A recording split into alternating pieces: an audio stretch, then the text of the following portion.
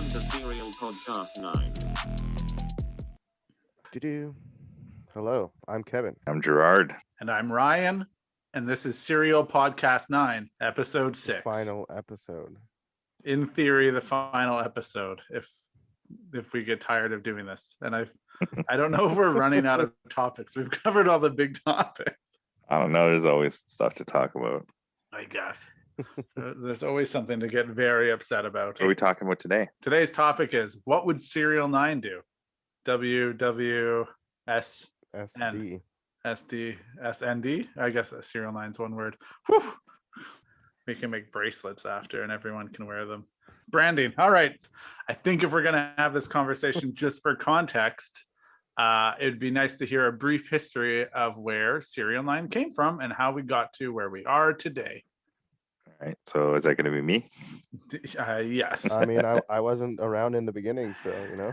Okay. So Serial 9, the name comes from essentially a car crew. This is a long time ago in the days of ICQ. A couple of homies and I were, chit-chatting, and we're like, yo, we should have like a really sick crew name. Something that sounds like illicit or kind of bad. And we're like, oh yeah, like serial, like serial killers or serial whatever. And also serial, it's kind of like repeating. And then I thought, well, what's the coolest number? Like, I don't know, this coolest single digit number. And then I was like, well, what number also like signifies things in the car world? So we thought, okay, maybe let's do 9, because 9 can kind of, a lot of things, like a 9-second car, or like 900 horsepower, or like even something as stupid as like for Serial 9, like the minimum wheel width is 9 inches. We generally will never run anything narrower than 9 inches. I don't know, 90 millimeters off the ground is like the absolute maximum ride height, and just stuff like that. So it just was a crew name. To get the Serial 9 sticker back then, you had to have a fully built car. So there were only ever 3 cars that had the Serial 9 sticker. One was, I had a Civic at the time that was like windows out, wiring out, full paint, 400 horse B series, whatever. And then there was one FD that we did, and then another Civic that was at the time NA B20 VTEC, like full build. Anyways, fast forward a bunch of years, I had my shop. Shop wasn't doing so well, and I wanted to make parts. I've always wanted to make parts, and I thought, well, I need a name for my parts company. And then kind of threw it back. I said, well, hey, I already got the logo. Cool name. I want to bring it back. It like signifies something special in my life. So I started the company in about 2007, something like that. But the name is all the way back from like 2003.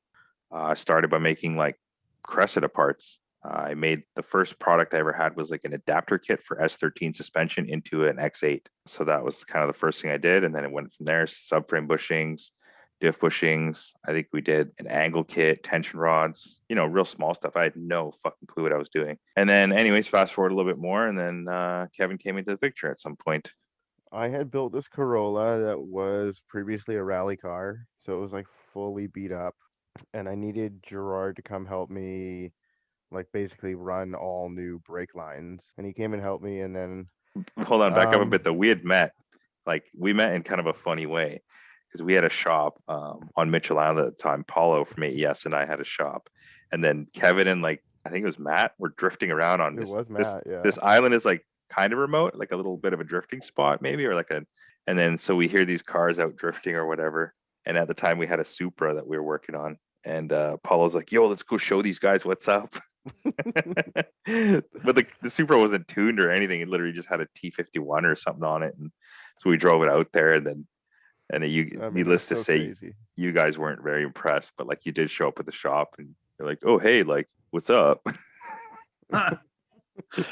Anyways, yeah, that's how we met. That's how you met. Yeah. It's very sleepless in Seattle, so that's good. Okay, dude, there's a hilarious photo of me at a drift event, and like off in the background, there's this dude sitting on a fence watching it, and that dude is Gerard. Yeah. And that's one of the first times I saw Kevin drifting the pink AE. Yeah. And that's in the previous episode where I was like, like that was that event. And were you guys friends at that point? No, we had never even met at that point. So it's just, that's a dude with an annoying Corolla. Got it. All right. So Kevin enters the picture. Kevin, what were you doing before Serial 9? I was doing tree work. Kevin's an arborist. And cutting them down and trimming hedges and. All right. Yeah. Well, that's great. I have some history in that as well, but and never started making parts for Cressidas. So there's Yeah, that. that's what the chainsaw handsaw references are all about, you know. Yeah, that's where we get them. So you meet Gerard. Where's the conversation that's like, yo, we should do this together forever? That was way then, later, dude. Yeah, Like, it's like yeah, a so how do slow we get to burn. the point where it's like Kevin and Gerard are the duo that I think we built a pair of cars together, like on Gerard's driveway. Well, let's stop back at the Corolla story. So he had this Corolla, he was building it, and then I mean, I was just gonna say, yeah. Then I was just like, yo, this stock Cressida is nearly better than like all of my Corollas. So like, why don't I just build a Cressida? And then you were like, well, I have a free one in the backyard. So then I was like, yeah. I just like turned around and started selling all my Corolla shit, and you were like, holy shit, like you're serious. I was like, yeah, man. okay, so you guys build cars together. Yeah. Kevin's still just trimming the hedges. Then we moved in together. You guys still aren't fully fledged Serial 9 as we know it today. Gerard's still doing it by himself. yeah, pretty much, dude. I was working at a place and like running Serial 9 basically full time, like from my phone at work, using the company's like shipping and like all sorts of shit. I mean, honestly, I had no idea what I was doing, and it didn't really work out very well. Like I got super overwhelmed. I knew how to like think up the parts, but I had no idea how to like design them. I was working with a machinist at the time, and it didn't really work out very well. So you guys move in together, you get a place together, which is still romantic. You're building cars together, match made in heaven. Well, we've been drifting together at this point, man. We had like pretty crazy cars, and we were drifting together, and P&W. Sort of a lot of people knew who we were. And were you drifting under the name, like under the pretense of like you guys are Serial 9 at that point? Well, Kevin had Yeah, huge, like- giant Serial 9 stickers on his car. Yeah. Yeah, I had like four giant Serial 9 stickers on my Okay, car. Yeah. At what point does Kevin make it official as like fuck cutting trees down? That was when we got the shop. Oh, it was 2012 then. Yeah. But before that, we were like making and shipping I parts mean, we made the 161 like Aristo wide body breed fenders in our garage. the garage at that house that we had. We were shipping orders, packaging, making shirts, everything in the basement. Yeah, there's a subframe bushing video on YouTube that we filmed in that basement. One thing to be like, I'm doing this for fun, but now it's like this Yeah. is my career, and you're both going to do it. So what is the point? There has to be that catalyst or that. We just couldn't get it done. It's like, you get home from work and like, like how many hours do you have after work, after eating, and like, and there's nowhere open. You can't call anyone. You don't have the contacts anyway. You know what I mean? Like basically we were like, if we want to do this, we have to just commit to it and try and do it. Yeah. And you guys were already living together And at this point. and that's when we got and that's when we were like, well, if we're gonna pay a rent, why don't we just pay rent on a shop and commit full time to doing this? I'm making this sound like the most romantic story. Well, then you guys were living together, Well- and then you made it official. Well, let's not forget the perfect timing of me gonna have a kid right when we start at the shop. All right, so you get into the shop. Finally makes sense. You don't want to do it part time. You're gonna give it a go. So that's around 2012. Things start to like come together at that point. Yeah, we had a small product line. I mean, we started designing stuff for the 161. Like we were really trying to promote that car, so we built that Formula D car, Alex Lee's Formula D car with Rob Parsons and Alex Lee. We all kind of collaborated on that thing, and we had the subframe bushings, the diff bushings, some arms. We had some angle kit. We were doing a bunch of labor back then, though. Yeah, it was like, but our main thing was that we had connections with an aero manufacturer, so we were making, we made the trunk and the wide body for the 161, and that was kind of because we were already making Cressida body kits at that time. We had the Type 1 and I think the spoiler. That was pretty much it. Yeah, and then it went to the breed kit for the 16, and so. But aside from that, so you've helped build like Formula D pro cars with Alex Lee. You've helped assemble and put together some like SEMA cars. Yeah. I mean, honestly, when we first started that shop, we were just getting anything we could do, man. We were like, okay, we're gonna be known for like sick air ride, and then we linked up with Doc Zilla JJ through fluke, I guess, because like whoever was doing the build couldn't do it. So then somehow somebody said, hey, these guys really know their shit. We had built a bunch of really crazy like magazine cars when I had my shop, so we did that, and it took off. Went really well. And then, yeah, we just did labor, grew the parts company. I learned literally everything under the sun to do with design and CAD and all that other stuff. And Kevin learned everything under the sun to like run a company. And like, yeah, we thought we knew everything and we thought we were doing pretty good. But like, honestly, it took really, really, really long for for us to kind of like take off. I mean, I think if you listen to a lot of these interviews, you kind of get the relationship dynamic. I think I do now. It's like Gerard is essentially like a 40-something-year-old, 20-year-old at heart. Like that's just what it is. And then Kevin is the moderate. Every time I want to say something outrageous on this podcast, Kevin is the one that says something super like logical. And I'm like, well, I can't fucking argue with that. That makes way too much sense. Like, if I say anything else, I'm being a dummy. And then Gerard's just always talking about street racing and I have to cut it out. Burnouts and stuff. Yeah, I do burnouts. So you've been doing this for a while, as we established. There's a slow burn.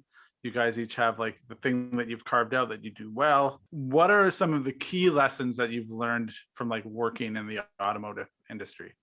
Key takeaways. Hold your fucking horses. I won't. Be patient. Yeah. I don't know, man. Like, I mean, I always say basically, like, if you want something done right, ain't nobody gonna do it but you.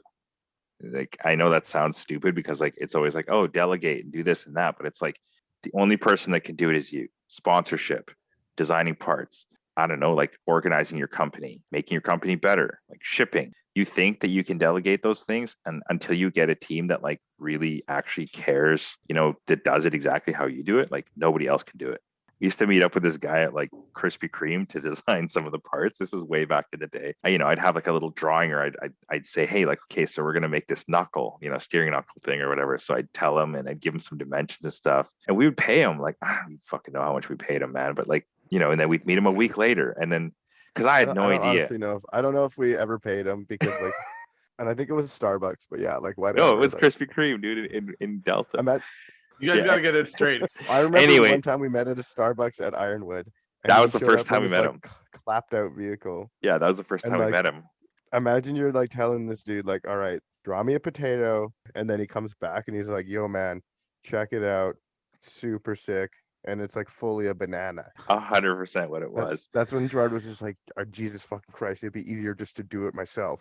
But I mean, I think one of the things that's like, okay, so Serial 9 is Serial 9 because there's always a certain style involved. Even with our products, you can kind of see that aesthetics are very, very important. Quality is important.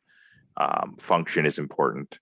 But I mean, that certain aesthetic, it's like we want to build super sick cars. And that kind of has to translate into like what our car is, Yeah, it's like you're going to build this super sick car, and you're going to put these arms on it, but they're going to look like either unfinished or like, I don't know, zinc plated, or they look like they're worth $20.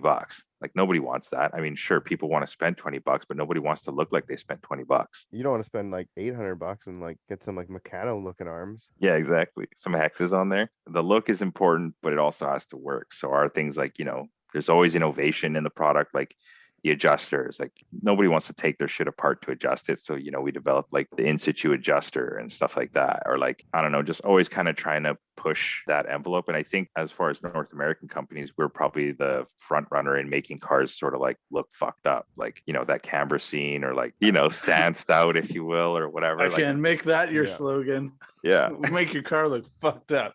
But I mean, essentially, that's what you're doing. You're taking a perfectly good car. I mean, honestly, that's what it felt like. That's what people were saying back when we were drifting, like the Cressidas, and we were going down to Washington a lot. It was like, holy shit, like these are super nice cars, and then you're like out there drifting with them, right? But then also it was also crazy because like we had to like drive the 4 hours down there with the cars in the first place, and then drive back too. The struggle. But yeah, I mean the struggle, that's what makes it real. Maybe the question isn't what advice would you give, but so what's the biggest where you're like, well, we shouldn't have fucking done that, but we did it. Like what is that? I know 100% what my biggest mistake was. Doing this podcast. No, my biggest mistake was not admitting that I didn't know what the fuck I was doing sooner. Like honestly, like I just like grew up that way. I learned everything, and I had no help or whatever. So I just always thought like, hey, I know this. I can learn it. I know this better. But like honestly, the turning point for our company was when we got help. Like we went to the BDC, which is the Business Development Bank of Canada, and we got help. We got like courses, we got mentoring, we got, I don't know, Kevin, Yeah. chime in. I would say also we were unfocused in the beginning. If we wanted to truly be a parts company, we were trying to be like a super cool local shop that like had a like an awesome like chill lounge, and like yeah, we did all this labor that really took tons and tons of time away from trying to grow the parts company, design new parts, ship orders, that sort of stuff. And then yeah, it wasn't until we kind of like, sat down and we're like really like, all right, like what do we want this business to really be? But yeah, I do agree that like the mentorship or whatever has been instrumental. Yeah. So I'm going to point this out just for my own pleasure. Gerard's Yeah. first bit of advice was do it yourself. Do And it then yourself. Yeah, I and know. then it's As you like, were saying it, I but was also totally ask thinking for that help too. and get mentorship. Yeah. Here's the thing, though. I think that is a very stereotypical like car guy point of view on everything. And I think I was that way to some extent when I was much younger. The sense of, well, I can do this. I can figure it out. And it wasn't until I got older when I was like, oh, wait a minute. There's dudes that know way more about the thing that I want to have done than I do or could possibly know. It took me a long time to realize like different people specialize in different things, and you have to like remove the ego. Oh, To be absolutely. like, I should rely more heavily on the people that actually know shit. And I should be willing to say, I probably don't know the most about this. Instead of like wasting a bunch of time, I'll just get people that know what they're doing to do it. Anyway, Yeah. Like I don't weld shit on any of my cars because, like, I mean, yeah, I can weld, but like, I mean, we literally have like one of the best welders ever that is sort of at our shop. So I'll just get him to do it because it'll turn out so much better, get done so much faster, and I'll just be so much happier with it. I don't really care for the satisfaction of like, oh wow, I did everything myself on that thing and that aspect. You know what I mean? Like you said, somebody knows how to do something better. Like I'd rather pay them to do it or get them to do it. One of my favorite memories from going to Chicago was walking by Ilya, and he was like sitting cross-legged, and there must have been like a group of people listening to Ilya talk. It was like Ilya was in session and was taking people to school. And I don't know if he still feels this way, and maybe I'm paraphrasing, or it was just a fever dream, but he literally said, he's like, other people can work on your car. Working on your car isn't always a great thing to do. It's like you could be doing so many other things while you're paying someone to fix your car. It's like you could be reading a book and making yourself be a better person if you just and I was like, yeah, man, that makes total sense. Like, why not go focus on your own craft instead of like trying to whittle everything together and try to be all things, because it never plays out very well. Yeah, and I mean that's the thing now with SERIALNINE and the company. It's like we have employees now, we have all sorts of stuff, and I know what I'm good at, and I know what I'm passionate about, and I know what I like to do, and that's what that's not all the time, but that's basically what I do at the company. And I think Kevin, sort of the same thing. I feel like this episode's kind of like, I don't know, it's like it's like struggling a bit or something. I don't know, what do you guys think? Because we're not having a disagreement about anything. You're telling a story. We're not. I definitely argue. disagreed about the Krispy Kreme donuts. Yeah, that's the only. That's where it was like the second or third time we met him. I was like, "What the fuck are we doing here?" As a guy who's like listened to these all multiple times, yeah, and also know both of you, I have no concept of like the history of SERIALNINE. SERIALNINE's like Fight Club. You don't ask what SERIALNINE is. I feel like maybe it should go.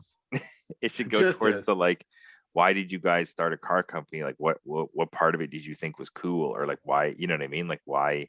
I mean, I feel like I already know the answer. I know, but nobody else fucking does. You said it in the last episode. Which is what?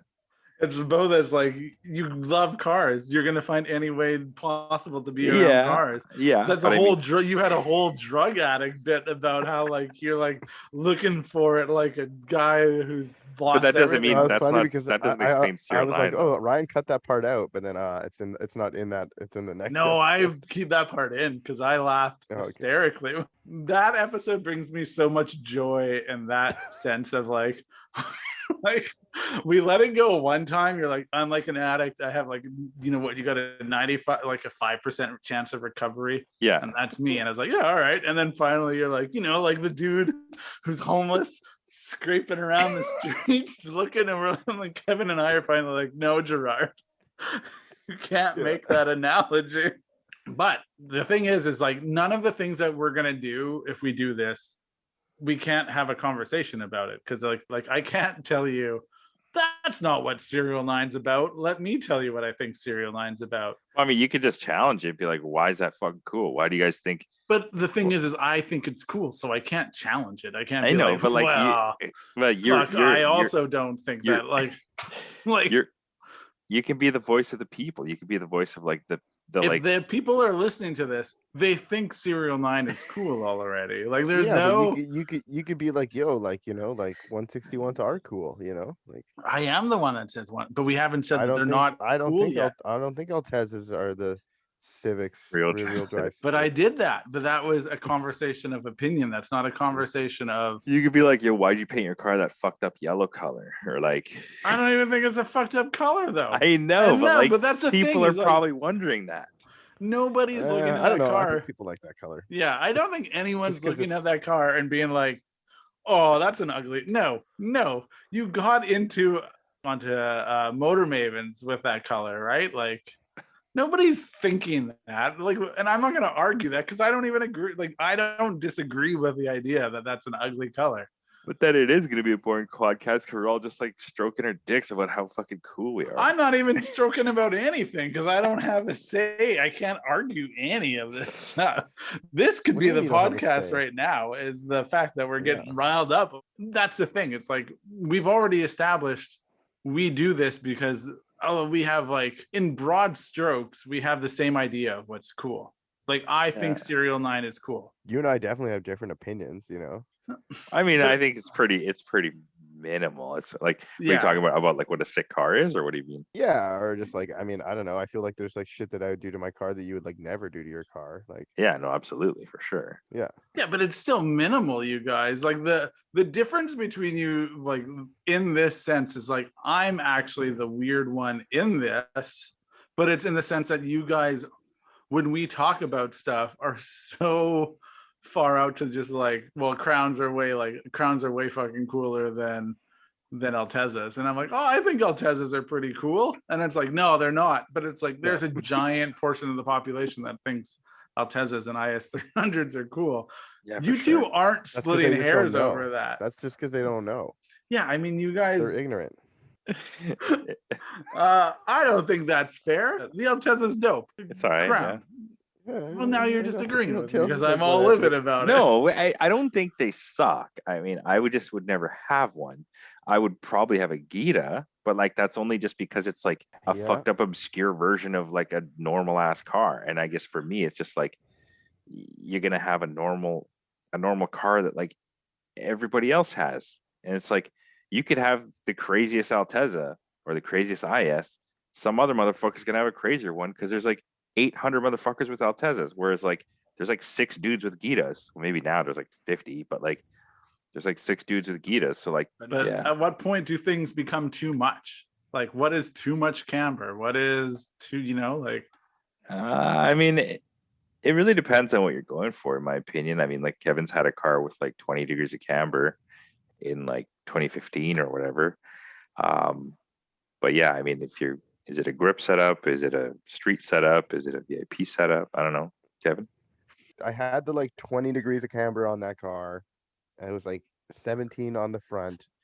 I had to run the tire pressures at like 70 so I could be confident that it wasn't going to blow off.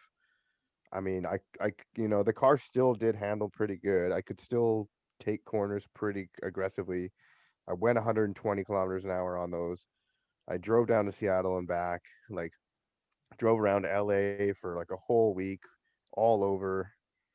Um, yeah, like it totally can be done. You totally can drive that setup, but you have to just pay a lot more attention. Like yeah, you just have to be really The- cognizant of where you are, how you're driving, Yeah. your tire pressures, like how your tire is doing, all that sort of stuff. The And the rim lip car is has to be literally set like up. 10 millimeters off the actual concrete. So like, yeah, like Yeah, every little bump or everything is accentuated so much more. You could have used that if you said 9 millimeters off the concrete, then it would have been solid. And I mean, yeah, that's the thing is it's all relative because I drove to California on 10 degrees of camber, like all the way to Cali and back. And it's like we didn't even know that that was possible back then. I mean, obviously anything's possible, but I was like, well, I don't know if I'm gonna fucking blow up a tire at 100K or 1,000K or whatever the hell it is. But like, we monitored tire temps and we kind of checked it, and we did a really, really, really good alignment before we went to check to make sure the toe was in check. And yeah, I think Kevin's car had, or sorry, Eric's Crown had like at least 7 or 8 degrees of camber as well. And yeah, we Yeah. just drove them. I think for me, the street setup, the optimal street setup is like 6 or 7 degrees. If you want like, like a stanced out kind of sick street car, you can still do a lot of shit. You can still drive it and do burnouts. You can drift it around. yeah, fully. As long as And your toe, yeah. had like -6 degrees of camber, and I would drift that thing all the time, but you would fully be on cords on the inside and be on a brand new tire on the outside. Yeah. So like unless you took, completely stopped halfway through and flipped the tire. Yeah. So I mean, like that's it depends what you're doing. Like if you're, out there drifting the whole time, like it's you might want to try and take some of that camber out, but Yeah. I mean, there's always a trade-off, right? Like you have style and then you have, function and then you have stupidity. So it's like, I mean, we've done them all, like yeah, Which We've was your favorite? the perfect triad. a little bit of function, a little bit of stupidity, but a whole lot of style. All right. Speaking of style, do you car show? Let's talk about car shows. So back in the day when I was in a Hondas, That is something to talk about. I had the craziest Civic. It was like I said, windows out, wiring out. The whole thing was painted this beautiful green bronze color. Every aspect of that car was done except for audio. And I didn't have like, I don't know, foo car mats and carpet and shit. It was gutted, but it was all painted. It had no audio. So I'd take it to shows and I had like titanium bolts and like AN fittings and all the shit like nobody had at the time. And the thing wouldn't even get looked at because it didn't have audio. And like these cars back then, they'd have the like speakers in the fucking mirrors and like, embroidered parcel shelves, and they would get like trophies. And I'm like, dude, like, do you even know what an 8 millimeter titanium like fastener is that like I had to buy from like a motorcycle place? And like, I don't know, like, yeah. So I didn't do car shows for a while because that left a bad taste in my You mouth. got but- mad that you weren't winning. It's funny. I believe the term you're looking for is ICE, in-car entertainment, is what they called it. Like, do you remember the crazy Alpine cars they used to? Yeah, like, they had build like every year? the speakers in the middle and like they had a center seat and all sorts Center of fucking seat, yeah. Everything was fiberglassed and airbrushed and had like Yeah. mermaids on it or something. Yeah, it was like, oh, this is the pinnacle of import car culture. But I mean, like, dude, I had like uh. T37s and like V70A Kumo like R comps and like dudes with, I don't know, ADRs or like, I don't even know what kind of wheels were popular back then, but like nothing that was, TSWs. yeah, like TSWs with like, Koenig Blatons.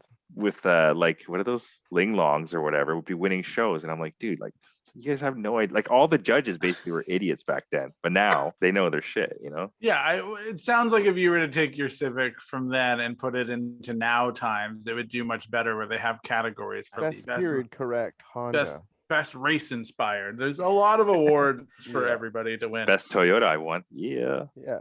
Best all around Toyota. Yeah, I won best Toyota at Whoa. Weekfest. I think it was just because it was like an actual all around Toyota. Toyota. Like it embodied a lot of things that maybe were like pretty unique and like, and it was a right hand drive car that I drove there from Vancouver and was in Chicago like a month or two prior. I feel like a lot of the guys we know did pretty well at that show. Yeah. Like Mitch won with his 100 for something, I think. Probably best drift car because that's what Mitch always wins. Oh, it's 100. He must drift it. And then think Ian won something for his S13, and then I know Zap won something for his S15. That was a year earlier, but yeah. Was that the year earlier? No, he didn't. He maybe. didn't come out that year. But yeah, all those Oh. guys won. I think the Mitch Fleischer Year. one was the same year as mine, but I think Zaps was a year earlier. Trying to remember. No, you and I were there the same year. I'm pretty sure. Oh, I don't know. I will. Here's the thing. I was very high when I went. Actually, that was the same year. Yeah. Yeah, 'Cause you and Alex went. Me and Alex and Jesse Exner from Regina went, and I don't usually do drugs. And that time I was like, I will do drugs. And then I was messed up. And Jack Connolly measured the height of all the chassis wings. Yeah, chassis Jack wings. measured all the chassis wings. All right. So Kevin, Do you have a tape measure? no, he just used his elongated body as like a point Yeah, of reference. that works. Yeah, that was an embarrassing time for me. So Kevin, when did you stop car showing? I don't know. After I just did like a bunch of them, and it wasn't nearly as much fun as going to the drift events. So then I was like, well, I feel like this is an equally valid form of representation that I'd much rather be doing. So I started trying to convert my super crazy UFO car into a drift car. I remember that, and then That's when we were kind of developing the CD 999 shifter. Yeah. So that kind of went hand in hand with that. And yeah, like the first time we like shifted it in like a moving car was on that car. Yeah. That's right there though. That's Okay. another thing. Like one thing that Serial 9 has kind of always been known for is like being sort of ahead of the curve. Like he was building a UCF 20 drift car. Fuck, what year was that? Like we had a 6-speed UCF 20 back in 2016 or something. It feels like that was, yeah, it was probably 5 years ago. Yeah, 2016. Yeah. Yeah, 2016. And I mean, like, unfortunately, the car like met its demise. But yeah, I mean, now it's like you could. There's actually a decent amount of LS400 drift cars, and I mean, same thing with the GS or the Aristo or whatever. Like now they're popping up literally everywhere, and I was like, whoa, ahead of the curve. We do talk Yeah, about that every time, but I'm fine with that. It's okay. And Cressidas, dude, Cressidas are still popping. Yeah, Like, man, they're look, popping more now than ever. I get it. Yeah. Your only fault, your biggest mistake isn't not listening to people or taking advice. It's being too ahead of the curve is the actual fault of SERIALNINE. Yeah. Biggest Yeah, and you know regret. what our problem is now? We chose cars that people can't have. So now we know. None of us knew JZX100s were going to be that expensive. Like none of us knew that those chassis were going to get so expensive. They shouldn't have. Now we Gerard choose those has an cars. affordable chassis, and Kevin's poo-pooed all over the IS300 chassis. But I just So- want to know, like, what was the best car show you've ever been to? I don't know what the car show was called, but back in the day, we took our FD, that like one of the Serial 9 cars, to this crazy car show in Seattle.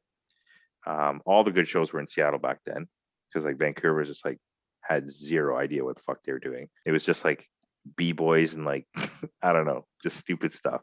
Anyways, yeah, it was at this like crazy airplane hangar thing on the water, and it was just so cool, man. And like when we went to Seattle, that was the first time that I saw cars that were actually dope. I was like, whoa, like I swear that like August Cascade, like CRX, like surfaced back then. That was like, and I saw like, anyways, some really crazy Hondas that were genuinely like really, really, really, really well done. And I was like, whoa, this is what a car show should be like. And these are like actual nice cars. Up until the Week Fest ones, that was like the one that I was like, yo, that's a car show. I feel like Vancouver still is very much like we always go to Seattle for car shows. We have Driven, and there was Driven to Perform, and there's all those things. And Driven in its own right is very successful, and I think they organize a good show. I'll say that. That's when I started to realize, for me though, I wasn't like a car show dude. Like I feel like I had the same epiphany maybe Kevin had, but not about so much like driving or drifting, but in the sense of like, I don't want to take photos of cars in a warehouse right now. Like I want to go to a track and take photos of cars drifting. Dude, honestly, you got to give it to car show guys, man. They have like massive amounts of dedication and patience. I cannot do it. Like even just to go to the car show and sit there for 8 hours, man, not a chance. Like Man, do it I'm once a a huge year. jerk because like I literally build the most like ridiculous like in your face car, but then like I'm getting gas and someone wants to talk to me about it, and I'm just like, can you fuck off? Like But it's like, of course he wants to talk to you. Your car's pink and has like a zebra seat, and like the wheels are all slanted, and like it doesn't make any sense. And the seat's on the wrong side. It's like you couldn't ask for more attention. You couldn't want people to talk to you more. Like, Yeah, this like guy sees your car yeah, as like a cry for help, and you're like, no, I'm good. yeah, yeah. Like, don't talk to me. Yeah, I think there's a breaking point though of having to answer too many questions, and then you're like, all right, I'm done. I'm always super stoked. Always, there's never been a point when you're like, I'm done. Like I could not do this anymore and be okay. I mean, it depends though. Yeah, I guess if the person knows anything about cars, then I'm usually generally a bit more receiving. But if they're just like, oh, sick, like yeah. blah blah blah, like is that a something something, which it obviously totally isn't, and you know that they're just kind of like Yo, is that an M35 Stagia? they just have no real like actual goal to talk to you. They just want to say something because your car is fucked up or crazy. Then I'm just like, yeah, cool, like peace But out. what's your breaking point for if someone knows and doesn't know? Like, how do you even gauge that? Like, well, you ask them questions, like I mean, or usually you could just tell right away by what You they're can saying. just totally tell by what the they're question saying about is. your car. Yeah, I get that. I mean, yeah. Somebody walks up and be like, "Yo, are those veil sides, bro?" I'd be like, "Yo." no, I agree with you. Car show guys have a real sense of fortitude and a dedication to it. The things that I don't get about car shows for me is like, and I don't know, the sense of camaraderie doesn't seem the same in car shows. It all seems very like, because you're not doing anything. There's no what's the word? Turmoil. There's no, like, you didn't blow your motor up. You didn't fucking work 8. I mean, I guess some people do like burn the midnight oil for 4 days in advance to a car show, but like, are you there just trying to get like the medal, like win? Like, yeah. and then I Well, wonder about that. Fully. Like that's all there is there. and then you're just doing politics, right? Like I've heard stories of dudes being Oh, like, yeah. well, my mod list Totally. won last year, and then I've added these 3 mods. So therefore, if you carry the one, I should still win this year. Why didn't you give me an award? And it's like, I've never seen a drift dude, and maybe it's just the circles that I'm in, and maybe actually one time I have, but for the most part, I've never seen a drift dude get like super like riled up about not winning the drift comp. Yeah, because you look like a Super fucking buttered. douche. Yeah. You look like an idiot, and everyone's just gonna be like. So does the car show, dude. But I mean, like, But I mean, but I don't want to sound like whatever, but like that I was whole gonna say, to me, circle. the thing with the drifting is at least you could be still having fun and not win. With the car show, like, what is the fun? Sitting in a fucking lawn chair for 8 hours in the baking hot sun? Like, no, okay, that's not fucking yeah, fun. that part of it's not fun, but like seeing the people that you don't see all the time. I mean, yeah, there is that camaraderie where it's like, we're going to Seattle, we're going to meet up with these guys, we're going to eat at Cheesecake Factory or whatever it may be. That's kind of sick. No, but I mean, I do like the experience of the journey and all of that. But I do agree none of with that's you. at the car show. Once you've gone to the car show and you've talked to those people for like 15 minutes, 20 minutes, an hour, 2 hours, and it's like what do you do there for 8 hours, man? I mean, I guess honestly, we just bounce and we go eat and we go do this and that. But it's like, I do like talking to people about my car, but like, I don't know how much I want to sit there for 8 hours, talk to people about my car. You know what I mean? Yeah. But yeah, like you said, it depends on the quality of the show. Like, if you're at this dope show and all the people there are like asking you like engaging questions and are you know what I mean? Like, then it's obviously totally fine to be there. But yeah, if I've been to a car show where literally it's like you're just sitting there baking in the sun. The only people who are there are basically the people whose cars are there. Nobody's walking around because it's so hot and they don't want to leave their like tiny little pop-up tent of shade. Like, it's like this, like, but nobody's having fun in my world. The other aspect too is we have a company and our cars are basically showcases for our products. So it's like, for us, it's a bit, I mean, for me anyways, I'm sure for Kevin back then too, it's like there is some sort of obligation if you're bringing a serial line car to a car show that you should talk to the most people that you can to tell them about all the serial 9 parts. They're like, yo, how do you have 20 degrees of camber? Well, the serial 999 front upper arm coupled with, the lower control arm, blah, blah, blah. Like, and then, you're selling parts, and that's why we should go to car shows too. But at the same time, it's like, I don't really enjoy doing that. If I could pay someone $15 an hour to sit there and talk about my car, I'd probably do that and just show up once in a while and be like, yeah, that's my car. Like, talk to the main people that like actually. Someone Literally in can the get a last breath, jerk. you were like, I love talking about my car. I just enjoy talking to people about my car. But And not then, for like, the 8 next- hours, man. The, You the know what I next mean? breath, I like, asked what if the I could cutoff hire someone point for was. 15 bucks, let's talk. Yeah. Yeah. Not for 8 hours is the cutoff point. I guess if I could be picky and choosy who I would talk to, because obviously Right. in that 8 hours, there's going to be a bunch of fucking people that be like, yo, like, is this a GS? Like, fucking, did you swap it? It's like, bro, it's a fucking Aristo. Yo, man, how'd you get the steering wheel on the other side? Yo, I can you like sign my that girlfriend's Gerard's tit? pitch for this is that he needs to have like people do a prelim Everything interview. for him. Yeah, Yeah. basically. Yeah, it's like, okay, Gerard is so a this king. dude answers like 4 questions. Like if he asks 4 really good questions, let Yeah, him come then he back can and talk to me. Yeah, exactly. Fucking No, I then just he sit only on gets this to- like throne chair in the No, back. then he only gets to talk to the next level of Serial 9 Yeah. representative. Oh, There's like man. 9 levels before you get to talk. Gerard's the 9th level. Oh, good. I'm glad that's it. You know, You style got you kings. There you we got to go. ask each person a question that they consider good enough to ask, so you can ask the next person a question. It's fucking like the riddle to get across the bridge. Yeah. Yeah, exactly. And now you've reached the king. Yeah. What questions do you have for the king? Here you People get a sh- Art Deco crew neck. I've bestowed it upon you. Yeah, and then you kick him off like Leonidas. Yeah, Um, I'd like to build a street car that was like a show-ish winner type car. Which then brings us back to the sense of what Serial 9 is. Because in both all these instances, you guys haven't described a car that is like just built to drift, right? Like there's a sense that you have to weigh style with function. Yeah, It's a and then rolling car show. It's a rolling, yeah. I mean, whoever coined that probably could run some really cool events. Yeah. life's a rolling car show, bro. 10 mean, seconds How at you a get time. how you get that butterfly? Yeah. Yeah. All right. I mean, Okay. So Kevin, what's a Serial 9 car? Why do you have a weird fucking drift car that has camber? Why do you have camber on your drift car, man? Because my wheels are too big and I need to fit them.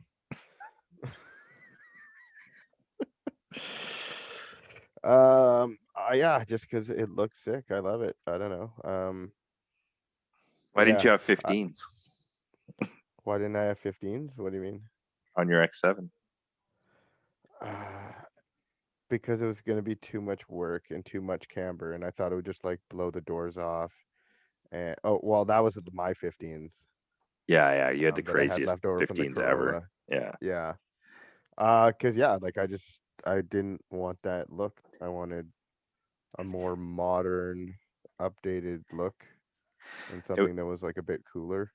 And it was also kind of sick because we fully Serial 9 that. Like we still to this day have people ask us like, oh, how'd you get a 5-bolt rear on the X7? It's like, well, we just did it. We like made all the shit and got it machined, and so we had 5-bolt on the back of an X7, which like to this 5-bolt day back, is like 5-bolt not front. attainable. thought we were 1J. going to go into like an in-depth, like, how did you do it? And we just did it. We just did it. We just did it. Fucking bippity boppity boop. 5 Yeah. luck. Basically. Yeah, exactly. That's great. That's- Okay. So the next- No, you got to talk about why I had a fucking $7,000 transmission in my X8. All right. Hey Gerard, why did you have a $7,000 transmission in your X8? Those were fucking Serial 9, man. And like, I don't know, that shit's cool. He had a HKS clutch and like a Getrag tranny in like this pile of shit $400 X8 that eventually and was it really wasn't cool. worth $1,000 then. Yeah, it definitely wasn't worth $7,000 back then. Yeah, Yeah. How much was it worth back then? One Civic engine swap. probably like Yeah, $1,500. $3,500. Yeah, I don't even know, man. Yeah, I think to me it was equivalent to about, I don't know, 28 maybe? $2,000, $3,000. I got it with the 2J, and I never liked 2Js, so I sold the 2J and got the tranny for free. Like I got the whole fucking setup for like $2,000 ish worth of labor. For a guy who doesn't like 2Js, you've got a 2J now. No, I don't. Oh yeah, I guess I do. Yeah, Yeah. right. No, I Maybe don't. I should be the dude you pay $15 an hour to sit around at car shows. You want to talk to should the be the king? dude. Serial 9 thing is like the car always just has to be a bit more than Like even the Cressida had staggered. It had 18, 19 stagger. And like that was even fucking weird back then. You know. And then Kevin's car had 18-inch 18-inch chrome wheels on an X7. People are like, what's up with that? Like, why don't you have 15s? Or like, I feel it was fairly well received, but the thing too, like Kevin's car at the time, the Celsior, it's like, yeah, it was like the craziest. Like we'd look at Japan and be like, yo, like they're doing some crazy things. And those were our influences. And then Kevin's like, yo, I'm gonna build that. And we're like, okay, let's build it. All right, I'm gonna switch Yeah. gears a little bit because I want to know this. I want to know the jankiest thing you've ever had to do. I mean, I've made Oh, a I know. serpentine belt out of a zip tie. No, a whole Out of bunch of zip ties. Yeah. Yeah, that was janky. It worked actually. I So didn't the think that alternator worked. would work enough to get me to where I needed to be. Yeah. that How worked. far did you have to go? From Surrey to Richmond. That's far as Like fuck. a pretty decent, maybe say like 15 miles, but yeah. All right, Gerard, what's your Scariest? yeah? Well, actually, it ties in with the like craziest. But so I had, we went to this drift event. I was up the night before. Like I had to switch a few valves, like change my head gasket. I built a new drain line because I had this highly specialized turbo setup with all these AN fittings and this drain line that like went between the manifold runners. I never had an issue with it before, but I was like, oh, I'm going to do this preventative maintenance and build a new one. So at that event, it actually caught fire. And then, so we had to fix the car. And we were in some parking lot in the middle of the night. And like, we were going to try to fix it, like go home and fix it. Or like, I don't know. We were at a race event. I thought anybody would have -12, like AN line, but apparently nobody did. Anyway, so Eric kind of tries to Mickey Mouse it and like flip it around. It was already burnt, but like, we thought we could, as long as it would drain in, like as long as it would drain the turbo into the pan in some sort of way and not be blocked, it would be fine. So Kevin's sleeping, and then Eric had stayed up all night fixing this thing. And he's like, yo, it's done. And then we're like, okay, cool. So I hop in my car. We hadn't tested it or anything. And then everyone's driving. And then in typical like Eric fashion, he like fucking drives away so fast. And I'm like in my car, it's completely pitch black because we're in the middle of nowhere, Washington. And then my car just starts smoking. And it's like, I'm like, I don't know if it's on fire. I don't know like where the smoke's coming from. I can't call these dudes because like they're so far away. And like, I was like, man, they like fully left me and like my car is gonna burn to the ground. And like I didn't even have a fire extinguisher at this point. And I was just like, man, I'm like, this is fucked. And then so I'm honking and I'm trying to phone them and do everything. And then sure enough, I just pulled over and then I think they just came back like 10 or 15 minutes later. And so at that point, how do you resolve that situation? Well, that would go into the craziest story. Well, let's do it. We were already halfway there. Well, I mean, this was probably, I don't know, was it like 2 to 4 in the morning at this point? And like, we were just exhausted. And then we're like, and where are you? Sorry. Man. We had left PGP. Yeah. We had both had issues with our cars. Yeah, you broke a tensioner or something like that. Yeah, my tensioner, like serpentine tensioner, like seized up. But then like someone gave me one. They like drove back to their house where they had one and brought it back, and we put it on. So then we went to like Denny's, and then we were like, all right, well, let's just get a hotel room, like when we'll figure it out. And Eric was just like, no, we can fix it. We'll fix it after Denny's. So I was like, no, I'm gonna sleep. So I slept. They fixed it. Obviously not. I slept too. Like Kevin slept Oh, on the yeah. ground. I was sleeping in the car that Eric was working on. Yeah. So then basically, we were like, well, shit. Gerard has the parts at home. Like, I guess Yeah. the easiest solution, because it was like Sunday. There's no part Yeah, stores nothing's open. Like, you're not gonna get like a -12 AN braided AN line at a Pet Boys. Yeah, O'Reilly's. Yeah. So we just basically drove the car, limped the car to like some sort of parking lot. I don't know if it was a college or a fucking company, corporate company. I don't know. It was a big parking lot. We left the car there, but I didn't want to leave the car there because we had no idea where we were, if it was like safe or not. So then Eric had to stay with the car. Well, my car also had a cage in the back seat. Yeah. Like, it was a fully caged car at that point.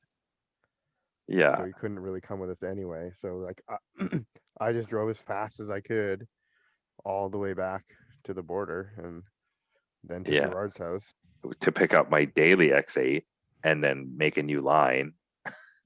So then we did that, and then we drove, and then we had to drive right back all the way. It was at least an hour and a half over the border. So the funniest thing was we're at the border, and then Kevin's like, pass the fuck out. We're in the border lineup, and then this guard is coming up, and I'm like nudging Kevin. I'm like, yo, like wake up, wake up, wake up. And then like we both fully just looked like crackheads at this point because we haven't slept, and like Yeah, we've driven. we didn't sleep the night before. We didn't Yeah. sleep that night at all, really. Like Yeah. maybe an hour or two in like a Chevron parking lot while Eric's working. Like Yeah. So this border guard just like knocks on my window. I roll down the window, and Kevin's just like, and he's like, what's up with you guys? Like, where are you going? And I was like, dude, I don't know. And yeah, he's the like, border guard's like, where are you guys going? And Gerard's like, I don't even know, man. Like and then sure enough, he's like, what are you doing? And then he's like, what do you do? And he's like, arborist. And the guy's like, what? Because Kevin, tree work, arborist. And then obviously like not everybody knows what that is. it's not like a common word, yeah. He's like, I'm an arborist. And he's like, what the fuck is that? And he just started, and we're freaking out, and he's asking us all these questions. And like, sure enough, it was fine. But like, yeah, we just looked like, I don't know, junkies trying to run drugs over the fucking border or something. Luckily, it was like a nice X8. It was totally stock, like white, clean, like, it was a respectable car. It didn't look like a pile of crap. Like even once we were across the border, it was like close to 2-hour drive. Then we had to get there, like take the turbo off of the exhaust manifold, like put the new turbo drain on, put everything back together, and like make sure it runs properly, and then drive from south of Seattle all the way back on Sunday night. Yeah, like waiting in the border lineup.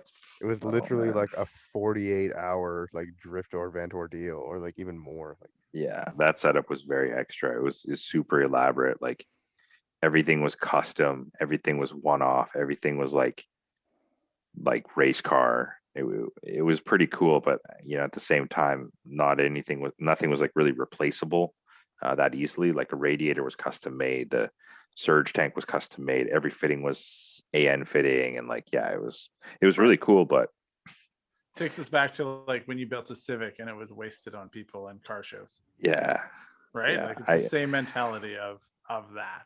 And the crazy thing is now I don't even build cars like that anymore because maybe I just don't really care. I just want the thing to work, and like if I need to fix it, it's just like take another standard part off somewhere else and put it on. But I'm also gonna get you to just pump the brakes on that. It's like, oh, I don't build. It's like, no, it's evolved because as we've talked about over the series, you built an Aristo, which is not the most common drift chassis, and now your new drift chassis. Although yes, it's comparable with 350Z or whatever, it's still not that. You're building a Stagia, and I think that still fits into like the idea that like you don't do the like most common thing possible.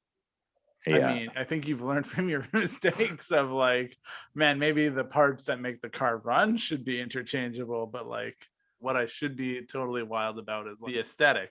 But this part needs to work. Right now is probably the best representation of what SERIALNINE is. The cars are a reflection of the business that you run. It's like they're wild, but they work. Yeah. It's the same thing with the parts, is it? Like you said in the beginning. So what did we learn today? I feel like you guys didn't learn anything. I learned a lot. I don't even know what we were talking about the whole fucking time. Just a whole How about bunch you of tell stuff. us what you learned? And I then feel we'll like say I've something said what I've back to learned you. is that they All have right. this sense of SERIALNINE is a experiment in learning lessons along the way and like getting to the point where it works. That sounds pretty shitty. Yeah. It does, well, but that's Way the to thing throw us though. under Is the that bus, bro. shitty though? Like, but you're saying like out of the box, like, yeah, you thought you had to figure it out, but then you didn't. There's a lot of people along the way that'd be like, well, this isn't for me. And like, I should like, oh, I should go back to being an arborist. I should go back. Yeah, to being absolutely. thing. Well, that's because we're just too stubborn. That's Or a too huge part of addicted. Are you exactly a huge part of SERIALNINE too? It's just like someone's just like, no, you can't do that. That's stupid. And you're just like, yeah, well, fuck you. Like, you want to see? Well, people have blatantly told us that this business model doesn't work, but I mean, I feel like we're relatively successful. I don't know. How long have we known each other for? 3 5 months. 5 years? 3 months. That's fair, Kevin. 3 Let months. me 5 years. 5 years, let's say.